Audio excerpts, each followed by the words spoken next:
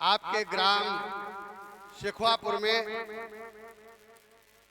जो इस शुक्रवार से श्रीमद् भागवत का रसपान आप सब कर रहे हैं। मैंने भी अभी कुछ ही क्षण यहाँ बैठ करके बहन मंगेश जी से जो इनकी वाणी का आस्वादन किया, मुझे तो ऐसा लग रहा था कि शेखवापुर में मां सरस्वती ने अपनी किसी व्रत पुत्री को आप सबके बीच में मानो भागवत के रूप में अमृतमयी वाणी देने के लिए भेज दिया है।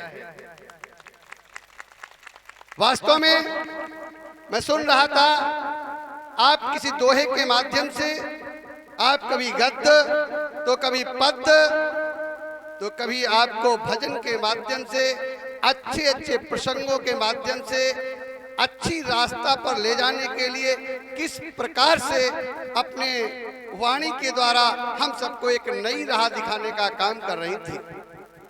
यह शेखवापुर गांव, यहाँ बैठे हुए आप सभी भागवत के श्रोता बंधुओं, माताओं, बहनों, आपके द्वारा इस प्रकार के आयोजन सदैव होते हैं। मैं इससे पूर्व भी महेश शास्त्री जी भागवत कह रहे थे, तब भी मैं आपके इस गांव में आया था और मैंने देखा था। तो आप सब वास्तव में असली धन्यवाद और बधाई के पात्र हैं, क्योंकि कोई भी व्यक्ति जैसा उसकी मना स्थिति होती है वैसे ही कार्यक्रम का आयोजन होता है। मैंने नहीं सुना कि शेखवापुर में कभी नौटंकी होती हो, अगर होती है तो केवल और केवल भागवत होती है। आप सभी को मैं बार बार आपका वंदन करता हूं, अभिनंदन करता हूं, आपको प्रणाम करता हूं। इसलिए भी प्रणाम करता हूं कि आप वक्ता भी एक से एक अच्छा वक्ता छांट करके लाते हैं। आप जिस बहन को लाए, मुझे तो ऐसा लग रहा था कि वास्तव में यहाँ पर माँ शारदे के द्वारा जिस प्रकार से इस बहन को भेजा गया, या माँ शारदे की व्रत पुत्री ही हो सकती है जो इस मंच पर आकर के आप लोगों को वरदान देने का काम कर रही है। और क्यों न करे, क्यों न करे, इसलिए करेगी कि ऐसे ही संतों के द्वारा, बड़े बड़े भागवताचार्यों के द्वारा और जिनकी भी वाणी कुछ लोगों के पास तक पहुंचती है, उन सबने जब सनातन का माहौल बनाया, जब सनातन का माहौल बनाया तो इस सनातन का माहौल बना करके और वह माहौल दिल्ली से होता हुआ लखनऊ की तरफ आया। और जब लखनऊ की तरफ आया तो आप तो श्वेत वस्त्रों में हैं, कोई भगवा वस्त्र वाला इस कुर्सी पर बैठ गया तो एक बार माहौल और अच्छा बन गया। यही तो भक्तिमय माहौल है। जब संत ने उत्तर प्रदेश की कुर्सी को संभाला, जब संत ने उत्तर प्रदेश की कुर्सी को संभाला तो हिरण्याकश्यप और हिरण्याक्ष चलते बने। अभी प्रसंग आ रहा था, हिरण्याकश्यप और हिरण्याक्ष चलते बने। और जब चलते बने हिरण्यकश्यप और हिरण्याक्ष तो किसी के भी मन में हो सकता है, लेकिन बैठी हुई माताएं जो हैं यह तो प्रहलाद को ही पैदा करती है। तो मैं सभी माताओं से निवेदन करता हूं कि कभी कोई विचार हिरण्यकश्यप और हिरण्याक्ष के रूप में आ जाए, लेकिन आप लोग कोई प्रहलाद ही बना देना, जो प्रहलाद पूरे देश के लिए नहीं पूरे ब्रह्मांड के लिए एक नाम बन जाए, पूरे ब्रह्मांड के लिए एक नाम बन जाए। मैं चूंकि लंबा चल जाऊंगा, समुद्र में सतुआ घोरूंगा, मैं अपने आप को रोकता हूं। क्षेत्र के जिन्होंने एक एक बार नहीं जिन्होंने 4-4 बार ब्लॉक प्रमुख बनके और प्रत्येक गांव में अपने नाम की छाप को छोड़ा है। और नाम की छाप को तभी छोड़ा है जब राजनीतिक व्यक्ति कोई काम करके दिखा देता है तो उसका नाम की छाप हो जाती है। ऐसे ही संघर्षशील, बहुत ही संघर्षशील, जिनके संघर्ष की अगर इबारत को लिखा जाए तो पूरी महाभारत जैसी एक पुस्तक लिखी जा सकती है। ऐसे संघर्षशील जिन्होंने जब आंख खोली थी तो मानो संघर्ष के साथ खोली थी, और आज भी उस संघर्ष के पथ पर चलते हैं, जिन्होंने कभी चरित्र से समझौता नहीं किया, जिन्होंने कभी चाल चलन से समझौता नहीं किया, और प्रत्येक जनता को अपने संरक्षक के रूप में माना। ऐसे आदरणीय अजय वर्मा जी ब्लॉक प्रमुख उमरदा हमारे बीच में है। मैं चाहता हूं एक बार जोरदार तालियों से इनका स्वागत करें, और मैं चाहूंगा कि आप भी 5 मिनट में इस अच्छी एक आध्यात्मिक सभा में हमारे कुछ राजनीतिक विचार भी देने का कष्ट करें। आदरणीय अजय जी। धन्यवाद भाई उदय नारायण तिवारी जी।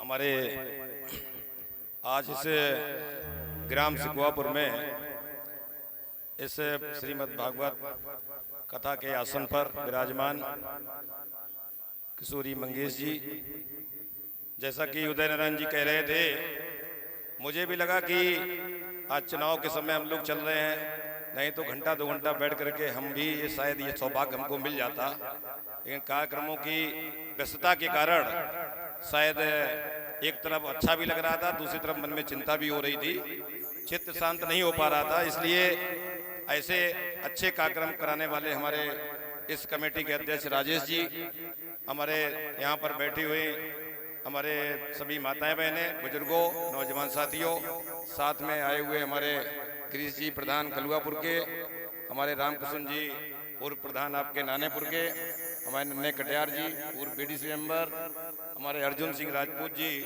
नवरंगपुर नगरिया के प्रधान जी, हमारे राहुल यादव जी ये आपके बुन्ना के पास बिहारपुर गांव के बीडीसी मेंबर हैं, हमारे सर्वेश जी, दिनेश कटियार जी, तमाम हमारे साथी, नाम लेंगे बहुत समय लगेगा, जगदीश जी हमारे नया पुरवा के पुराने साथी हैं, और इस गांव के भी, क्योंकि गांव भी हमारे लिए कोई नया नहीं है।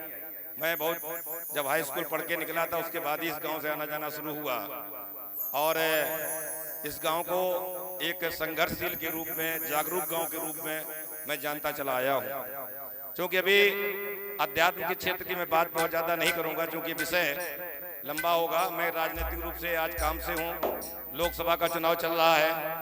इस बीच में 2 मिनट का समय मैं लेना चाहूंगा आपसे कि इस राजनीतिक जीवन में मैंने देखा है इस गांव का अपना एक अलग स्थान रहा है। जब भी आपने निर्णय लिया है सोच समझ करके और एक अपनी पहचान रखी है, और उस पहचान को बराबर संघर्ष के रूप में बनाए रखा है। इसलिए मैं सबसे पहले अपने इस गांव के सभी बुजुर्गों, माता बहनों के चरणों में उनका कोट कोट प्रणाम करता हूं, वंदन करता हूं, अभिनंदन करता हूं। आज ये जो स्थान है, जब मैं यहाँ पर आया तो मुझे जानकारी में आया कि स्वर्गीय श्री कामता प्रसाद जी नेताजी का ये स्थान है, और मैं कई बार उनके यहाँ ठटिया में भी रुका हूँ, और ऐसी जगह पे आकर के आत्मीयता का बोध भी हो रहा है कि कहीं न कहीं आदमी का जुड़ाव रहता है तो अपनत्व की भावना अपने आप पैदा होती है। तो हमारे यहाँ साथ में हमारे सहयोग भी रहा है राजनीतिक रूप से भी। यहाँ पर वेदराम जी हुए हैं मेंबर, उन्होंने भी साथ दिया, और हमारे तमाम साथी यहाँ पर हैं। तो मैं बहुत ज़्यादा न कहते हुए इतना ही कहना चाहूँगा कि आज लोकसभा के चुनाव में 2 लोगों के बीच की लड़ाई है। एक तरफ वो लोग हैं जो रामराज लाना चाहते हैं, और एक तरफ वो लोग हैं जिन्होंने यहाँ पर गुंडागर्दी, जातपात का परचम लहराया है। उन 2 प्रत्याशियों के बीच में लड़ाई है। हो सकता है कि आपको अपने सांसद से कुछ शिकायतें हो, कुछ उनसे आकांक्षाएं अपेक्षाएं रही हों, शायद पूरी ना हुई हों, लेकिन मैं समझता हूं कि अपने घर में शिकायतें भी होती हैं, आपस में हमें जो शिकायत है वो करनी भी चाहिए, अगर कोई मांग है वो भी करनी चाहिए, लेकिन साथ ही साथ हमको अपना फैसला भी ऐसा लेना चाहिए कि जहां पर हमारे पहचान भी बनी रहे, हमारा सम्मान भी बना रहे और हमारी जो गिनती है, हमारी जो ताकत है एकता की, जो हमारी पहचान बनी हुई है पूरे प्रदेश में, वो भी हमारे साथ बनी रहे। आज सामने सुब्रत पाठक जी हैं और एक तरफ राष्ट्रीय अध्यक्ष अखिलेश यादव जी हैं। अखिलेश जी को सरकार भी हमने देखी है और मैं भी उनके साथ एक समय रहा, और आपने देखा होगा कि जब नंबर आया तो उन्होंने मुझे ब्लॉक प्रमुख का भी पद छोड़ करके मंत्री का झांसा देके हटा दिया। वहां पर अगर उनको कोई याद आया तो अपने समाज के ही कुछ लोग याद आए और उन लोगों को ही राजनीति में आगे बढ़ाने का काम किया।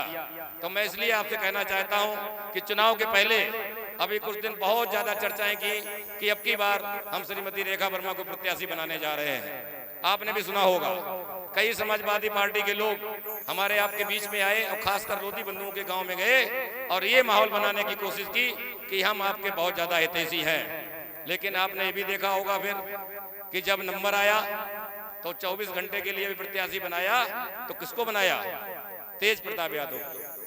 वहां पर 24 घंटे की टिकट हम लोगों को नहीं दे पाए और एक तरफ हमारी पार्टी में बाबू कल्याण सिंह जी की विरासत संभाले हुए राजू भैया से लेकर के संजू भैया मंत्री भी हैं, आपके साक्षी महाराज जो आज हमारे उन्नाव से पहले चुनाव लड़े थे, आज हमारे मुझे लगता है उससे भी ज्यादा अधिक वोटों से जीत करके अपना सम्मान बढ़ा रहे हैं। मुकेश राजपूत जी से लेकर और एक और नया क्षेत्र जो मुझे लगता है कि हम भी राजनीति में रहते हुए नहीं जानते थे कि आजम खां के नाम से जाने जाना वाला वो रामपुर जिला, जहां से घनश्याम लोधी उपचुनाव में आपके बीच में निकल करके सांसद बनाए गए भारतीय जनता पार्टी के द्वारा, और आज भी वो पुनः प्रत्याशी हैं। अब प्रत्याशी ही नहीं, मुझे लगता है कि वो सांसद के रूप में हमें आपको मिलने वाले हैं। तो इसलिए मैं एक तरफ ये बताना चाहता हूं कि हमारे केंद्र में मंत्री बाबू कल्याण सिंह जी के बहुत निकट रहे बीएल वर्मा जी, हालांकि उनका हमारे समाज में ज्यादा परिचय नहीं है, लेकिन बीएल वर्मा राज्यसभा सांसद होकर के और वो केंद्र में उत्तर के मंत्री हैं और यहाँ पर हमारे धर्मपाल जी मंत्री हैं आमला से।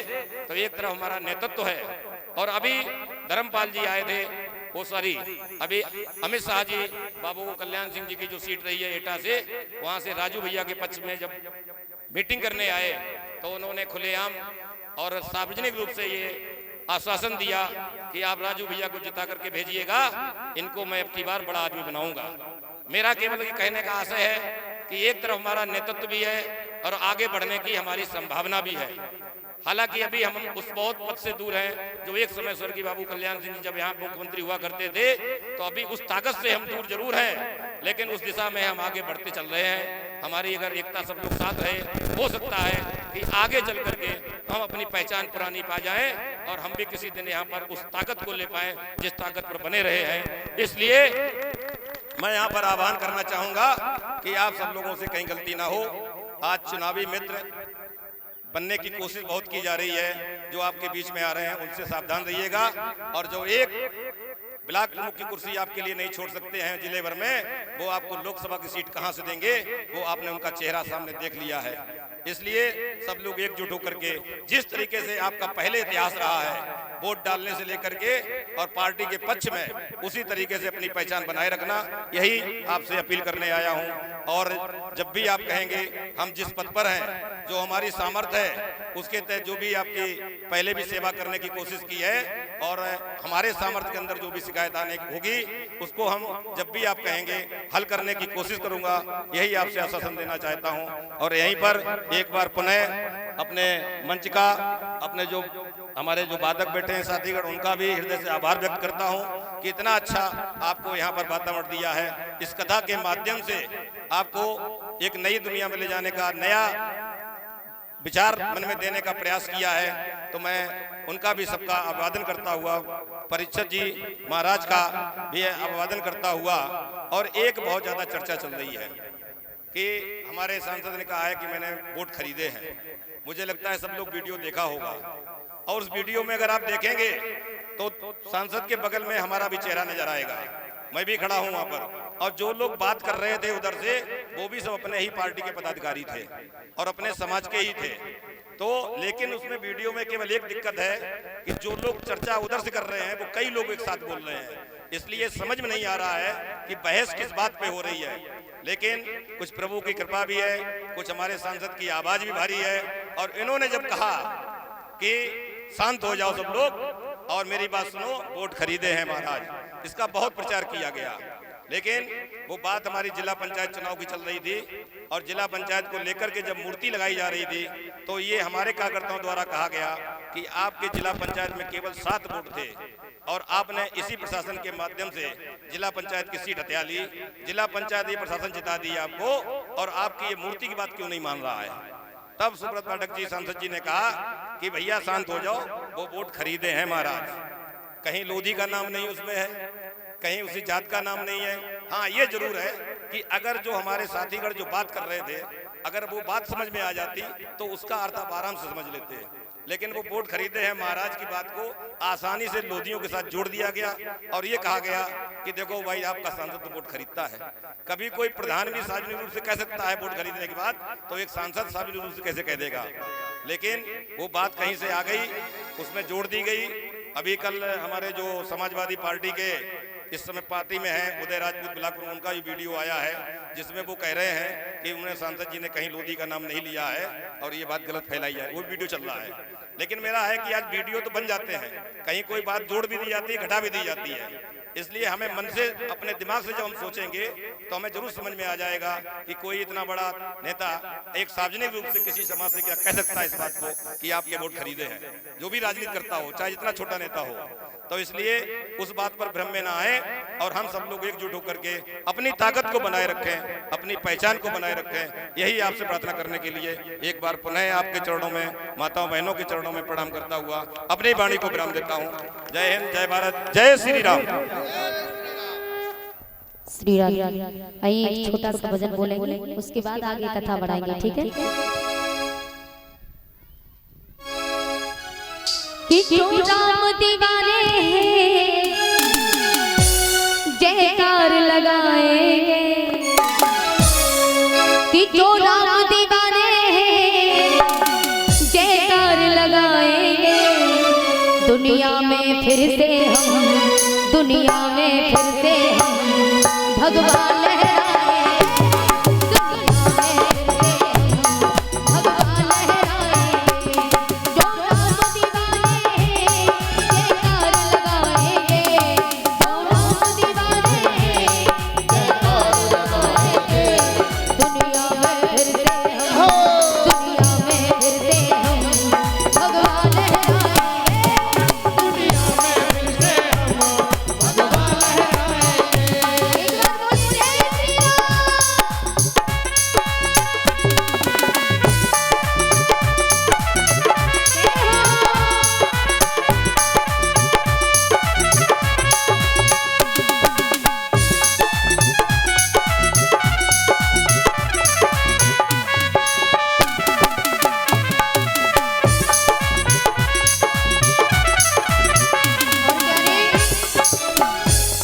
जो भगवाधारी है भगवा ही बांधे, जो भगवाधारी है भगवा ही बांधे, और कहेंगे कि जाग उठा है हिंदू सारा श्री राम के नारा से, कि जाग उठा है हिंदू सारा श्री राम के नारों से, अब ना कोई डरा सकेगा तीरों से तलवारों से, हमसे जो टकराएगा वो चूर चूर हो जाएगा, कि हमसे जो टकराएगा वो चूर चूर हो जाएगा, राम राज्य फिर आएगा और वो केसरिया फिर लहराएगा।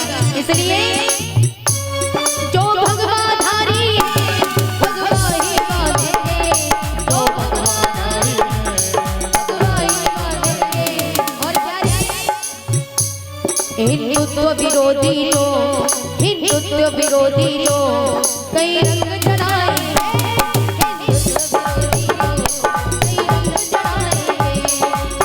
विरोधी लोग कई रंग चढ़ाए, हिंदुत्व विरोधी लोग कई रंग चढ़ाए।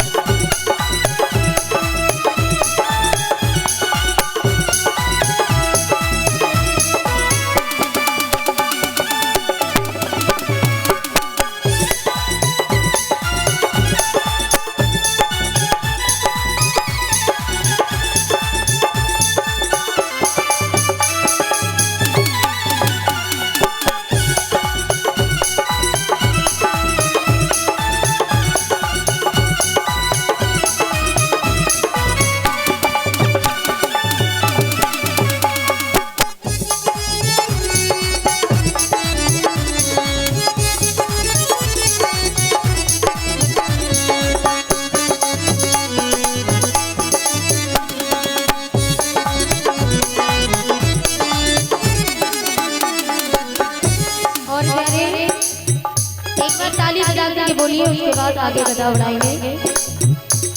जो राम के बेटे हैं श्री राम पुकारे, जो राम के बेटे हैं श्री राम पुकारेंगे, जो राम के बेटे हैं श्री राम पुकारेंगे, जो राम के बेटे हैं श्री राम पुकारेंगे। बाकी जो फर्जी हैं, बाकी जो फर्जी हैं वो मुझे खाएंगे, बाकी जो फर्जी हैं वो मुझे खाएंगे।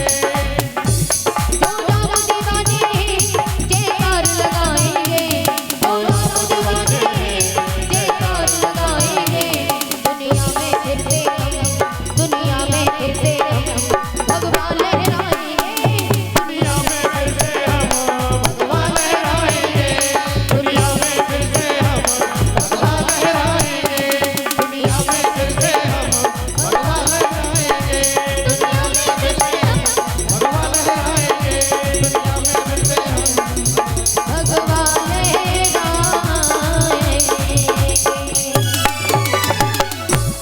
बोली रामचंद्र भगवान की जय हो। जय श्री राम श्याम।